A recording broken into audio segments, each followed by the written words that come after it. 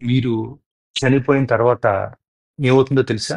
మీ అంత్యక్రియలకండి కొన్ని గంటల తర్వాతే ఏడుపులు ఆగిపోతాయండి. వాళ్ళంతా మీ గురించి మాట్లాడడం మానేసి, భోజనాలు ఎలా ఏర్పాటు చేసుకోవాలో దాని గురించి చర్చించుకుంటారండి. పిల్లల్లో మళ్ళీ ఆడుకోవడం ప్రారంభిస్తారండి. కొంతమంది టీ తాగుతూనే బయటికెళ్తారండి. కొంతమంది బంధువులు వారి టూర్ ప్రణాళికలు మొదలు పెడతారండి.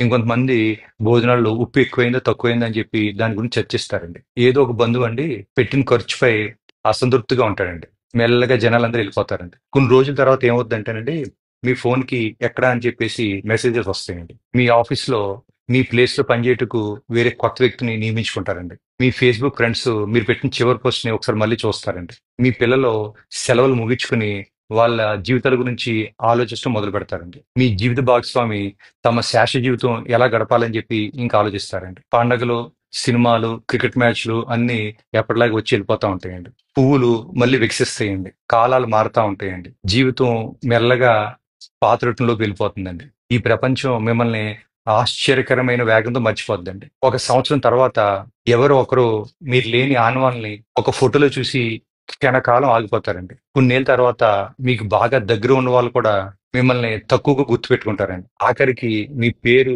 ఎవరో పలకని రోజు కూడా వస్తదండి. మీరు ఎంతమంది కోసం మీ జీవితం త్యాగం చేశారో, ఎన్ని రాత్రులు కష్టపడ్డారో, ఎన్ని రాత్రులు బాధపడ్డారో, ఎంతమంది కోసం మీరు బతకడం మానేశారో, అదంతా కూడా వారికి తాత్కాలికమేనండి. ఇప్పుడు నేను మీకు వేస్తున్న ప్రశ్న ఏంటంటే, ప్రపంచం మిమ్మల్ని మర్చిపోవడానికి వేచి ఉంది. మీరు ఎవరి కోసం పరిగెడుతున్నారు? మీరు ఎవరి కోసం ఆందోళన చెందుతున్నారు? మీ జీవితం మీది. దాన్ని ఇతరుల అభిప్రాయాల కోసం త్యాగం చేయకండి. బంధుత్వాల కోసం నలిగిపోకండి. జీవితం ఒక్కసారే వస్తదండి. దాన్ని సజీవంగా, సంతృప్తిగా మీ మనసుకు నచ్చినట్టు జీవించండి. Thank you.